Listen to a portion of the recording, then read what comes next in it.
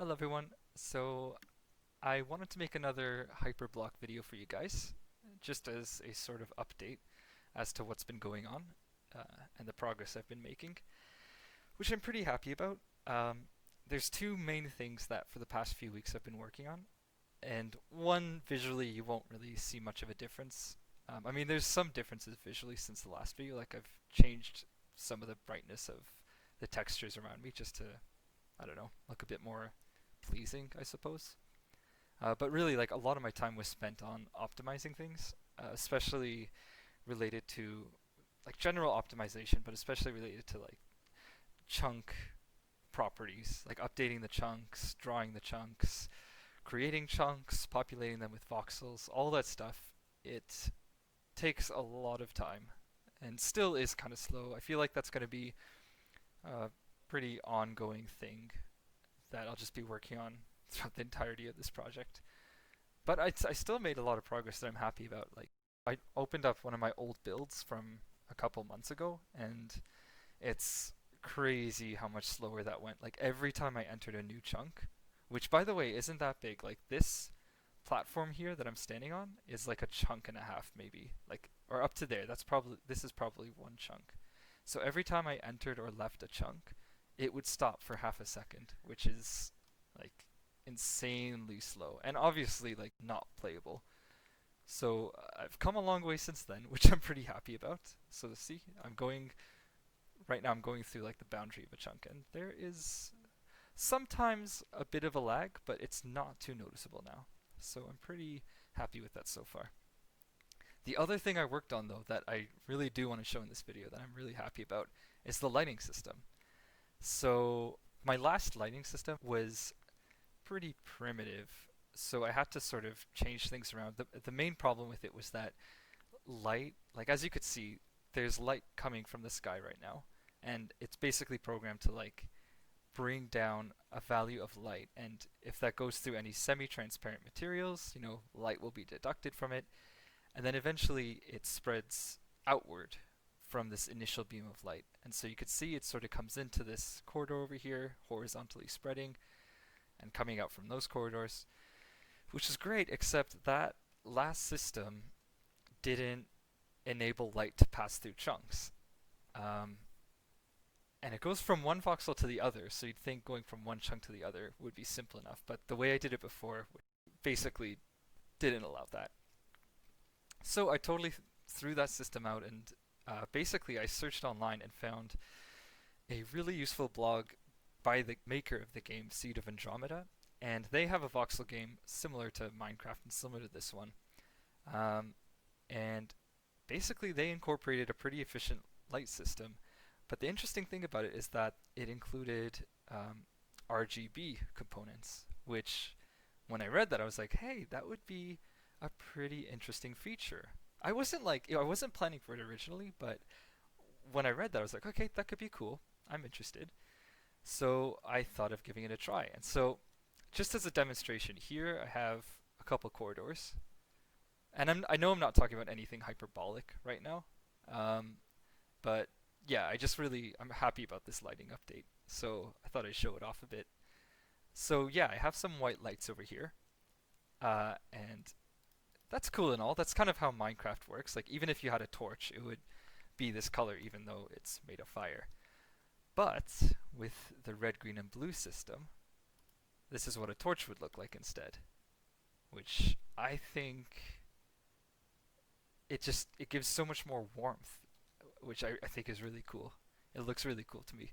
And then I made some other like colors like here, a nice like pure blue, which looks kind of eerie actually. So if I put that with like the torch up here, and then if I change these like really bright bleached lights to a nice, oh, that is blue, a nice blue one, and look at that. I mean, just, yeah, the difference is huge. It looks more eerie behind those corridors. It's like it's lit all blue and stuff. So a big part of what I want to do in this game is incorporate dungeons. I mean, if I didn't, it would feel like a huge missed opportunity because in hyperbolic space, everything is obviously so confusing and it's easy to get lost. So I think it would be really cool to make a bunch of dungeons with puzzles and corridors that where I design it like I pre-make dungeons that are like intentionally made to confuse people. I think that would be cool. And I think, you know, lighting you'd think is a subtle thing, but I think this kind of goes beyond just being a subtlety because it really does add a cool effect. And as you can see, like outside over here, it's slowly, you know, transitioning into sunset. And so there's this pinkish hue that's like pressed onto everything around me. And yeah, it's really cool. Like if I fast forward time, just quickly, you could see it slowly transition to night. And you could see this like orange and red glow coming from the torch or whatever is like it's not actually a torch, it's just this like block, but I'll make it a torch later. It's supposed to be fire, that's the point I guess. But yeah, it just gives this nice warm glow, and like especially against the night sky, it's really nice actually, so I'm happy about that. Okay, so here I have another building that I made, and in this one I just wanted to like really show off the colors and how much more like it's a bit extreme, but like just how vibrant they could get. And so yeah, you can see I have a blue room here, a red room with like lava and everything, and a green room with like a bunch of trees and stuff. I got like extra creative because I made the structure right after the color system was like halfway there, but like workable, you know? And so I just went, yeah, basically crazy. I had to do something like this. Like that was the first thing I did. But yeah, you could see how much more vibrant each room gets. You can see me like here, I'll interact with the colors a bit too, just to show like how, yeah, it works really quickly too, which I'm happy about. It updates like pretty much right away. There's some rare cases where it takes a while, like, okay, I'm gonna go outside for a bit. And so here I'm just in like a plain field. There's a bunch of grass around me. So yeah, that's pretty slow. When the light spreads really far, like I'll show you like here, if I use blue light, it's a little bit faster, even not that much faster, but it's a little bit faster because it doesn't spread as far. Actually, probably spreads the same amount, to be honest. But I think the green especially is slow because the light is the brightest since it's lighting green grass. So the light spreads far, and yeah, it takes a pretty long while to update. Mind you, this is an older version. This is like one version previous to the one that's around now, and the lighting is faster. I haven't tested that out, this specific case, but that's like as slow as it gets when it's like totally night and you're in an open field and you're lighting something. And it has a lot of space that it could spread throughout. Basically, the more chunks I update for one light, like the more slow it goes. So yeah, you can see me delete lights, it quickly updates. I just think it's really cool. I think it's fun to play around with. Or here I could like cover up all this lava, and you'll see it like you'll see like some sort of like beam of light like extend like a space of darkness, I suppose. Like how do I explain it? I don't even think I know how to explain it. Or like here, if I have like a white wall ahead of me,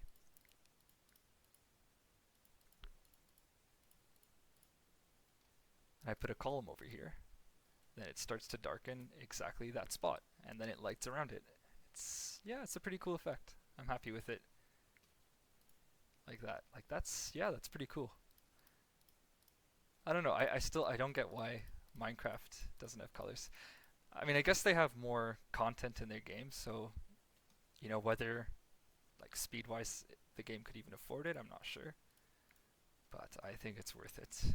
They should make that work somehow.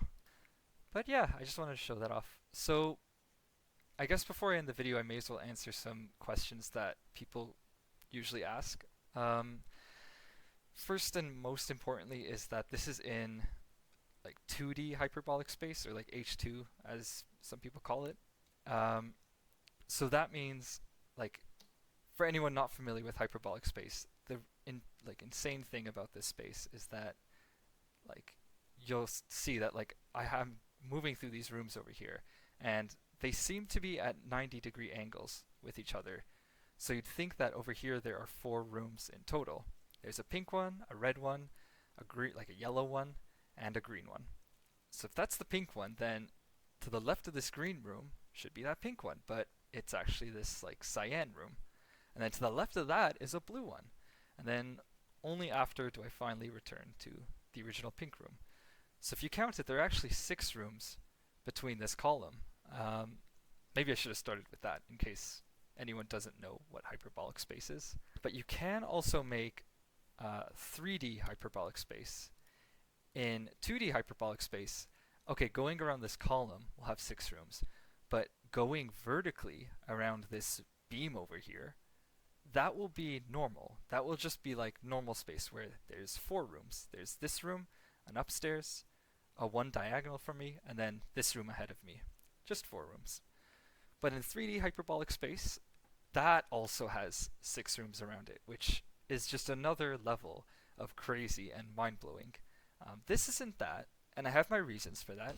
It's obviously easier to develop when it's not like extra complicated, I suppose, spatially.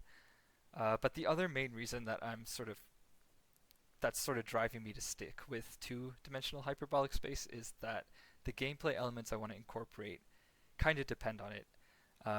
One of the biggest consequences of 3D hyperbolic space is that the direction of gravity actually changes as you move around through it.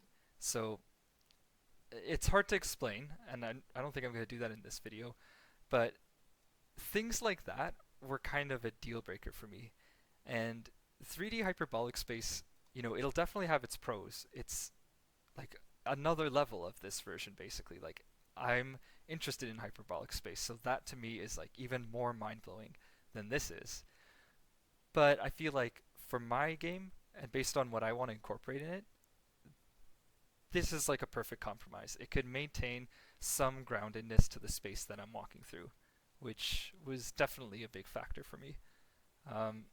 Like, for example, like one thing I want to incorporate are like moving platforms, let's say, or swimming, like even swimming. Like, I mean, I suppose you could incorporate that if there's no real direction of gravity, but I don't know. I wanted to make it somewhat relatable. I wanted this game to be somewhat grounded. So this was a decision I made like even before like I hit pen and paper with this game. Like the moment I thought of it, I was like, okay, it's just going to be horizontally hyperbolic, and I'm happy about that. I'm pretty confident in what I'll be able to come up with for it. So I'm going to stick to that. Some people have asked like, will you eventually turn this into a 3-dimensional hyperbolic space? And that's like, it's an interesting concept to me, but that's not a priority right now. Or like some people have asked, like there's other types of spaces too, like spherical or nil geometry or nil space. I think that's what it's called. Also, yeah, that's right now not a priority. I really want to focus all my attention on this type of space so I can make like fun gameplay for it. That's my goal right now. I want to make this kind of space as entertaining as possible. And that's basically my next goal. So in terms of what I'm planning in the future, obviously a lot of optimization. Like there's still a lot to do. This is in its early stages of development. So there's a lot of optimization to be done. But as a next step aside from that, I also want to just reorganize my code. I've been sort of adding things on up until now and just sort of, yeah, working on it piece by piece. But now I really want to like plan ahead and think about what kind of gameplay elements I want to incorporate and plan for that in my code and like reorganize the structure so that it's ready for that, basically, so that I could just start incorporating what I have to. Another thing that I'm working on, and maybe you guys could help me out with this, is a saving and loading system. So like obviously I loaded this save, but it's not as good as it should be.